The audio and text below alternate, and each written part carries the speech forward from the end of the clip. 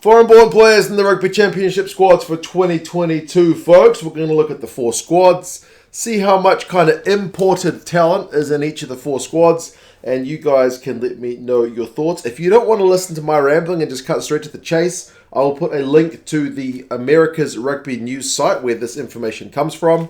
They've done all the research, gotten all the information, and it's just a really valuable news site for mostly news from North and South America, but generally rugby news in general. So, I would highly recommend you guys checking that out. But otherwise, for the 4 squads, I will say, as I said, it's contentious.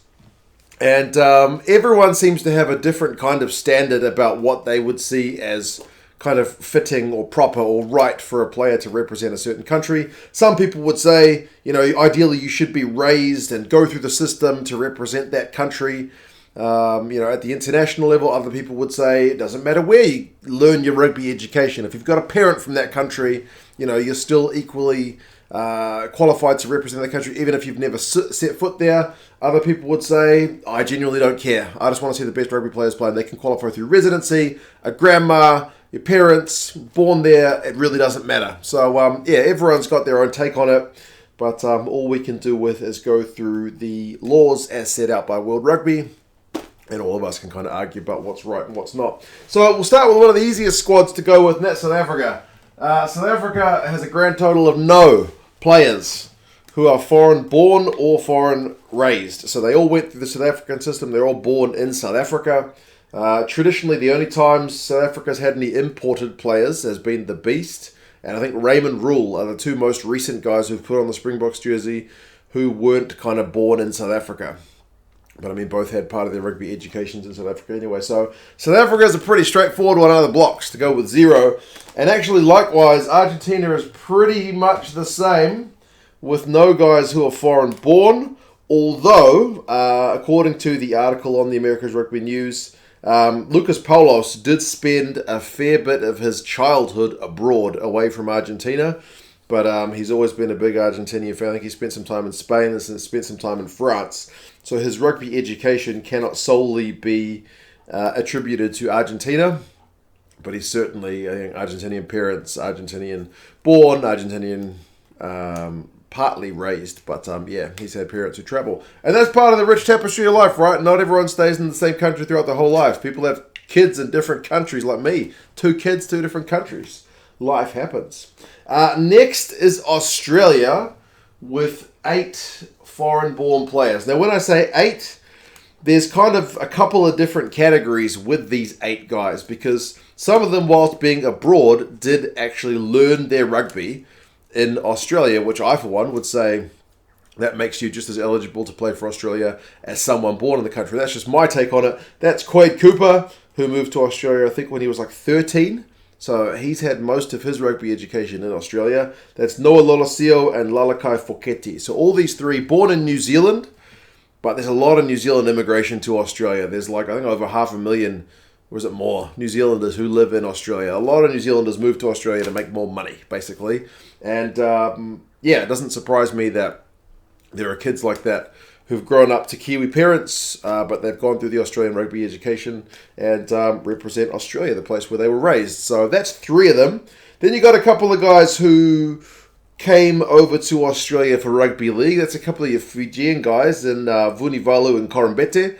They both played for Fiji at rugby league, but then spent enough time in Australia playing league, convert to union, and then eventually qualify through the residency rules for the Wallabies. So, those guys can certainly be considered imported guys who came to Australia to play sports.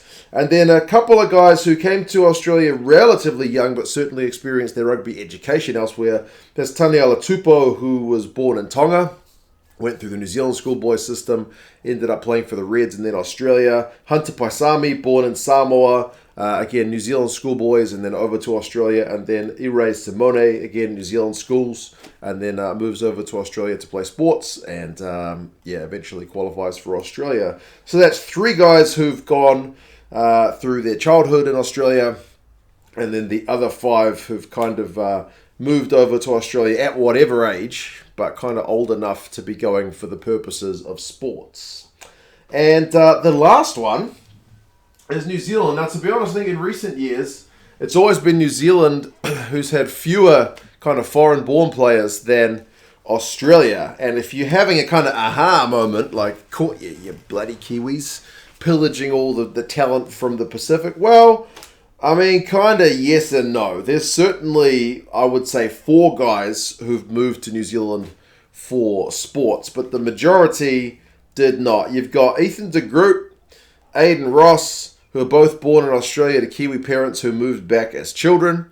Finlay Christie, born in Scotland, again moved as a child, and then Akira Iwata, born in Japan, moved back to New Zealand as a child. So all of those guys, Kiwi parents, moved back as children, so got the parental connection and got the education in New Zealand connection as well.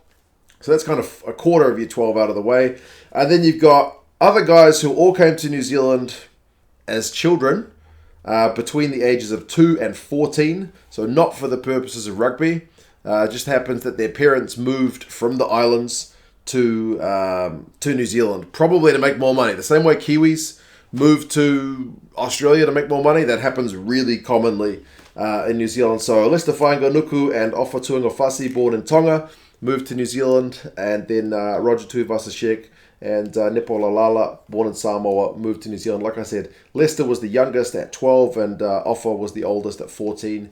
So all moved to New Zealand, not to play rugby, just because their families moved. So that's 2/3 of the Kiwis. Then you got the last 4 who genuinely moved to New Zealand to play rugby at whatever level. You've got Samasoni Tokiaho and Shannon Frizzell, both, and Falau Fakatava, actually. Those 3 guys, all born and kind of raised in Tonga, and all came to New Zealand at different ages, though, to play rugby for whatever reason. So Tokiaho and Fakatava was high school scholarships at age 15, and then Shannon Frizzell was I think a development contract with Tasman at age 17. So these guys all came for the purposes of playing rugby, and then Sevu Reece, same deal, New Zealand at age 17 for a rugby scholarship from Fiji. So yeah, it's an interesting one. New Zealand certainly has the most of the 4 that were born in New Zealand, but I mean, looking at that personally, I'm going to say this as a Kiwi, there were fewer than Australia that came for the purposes of rugby. Some of them just happened to immigrate to New Zealand. But as always, man, New Zealand and Australia got a lot of immigration, so it really doesn't surprise me all that much. But yeah, there you go. Like I said, the America's Rugby News is certainly the good source for this information. It's New Zealand with the most if you're looking at purely foreign-born. It's Australia with the most if you're looking for kind of foreign-raised. And then Springboks purely born and raised. And then the Argentinians almost the same, if you can say Paulos had a little bit of time abroad in his younger years. But there you go. You guys let me know your thoughts. What do you reckon about this? If you have any opinions, do leave them down in the comments. If you want to get yourself a VPN, I use VPN for all kinds of rugby stuff, like on Twitter when stuff's geo-blocked, or for watching stuff on like the BBC or ITV when it's on in the UK but not here in New Zealand. I'll put a link down to Express in the description. VPNs are just useful, man. I use them not every day, but I use them a lot, so they're a good tool to have any rugby fans arsenal. But yeah, as always, you guys let me know your thoughts. Check out the source article as well. It's really good stuff. And yeah, I'll talk to you guys again soon. See you later. Also, I should say, if you guys want to join the Rugby Championship Super Brew pool, down in the description as well. Super Brew predictions game, all free. And yeah, let us know if you have got what it takes to get the best predictions in. I did pretty terribly in July, but in the Six Nations, I was top of the log. So yeah, you guys have any thoughts? Talk to you again soon. See ya.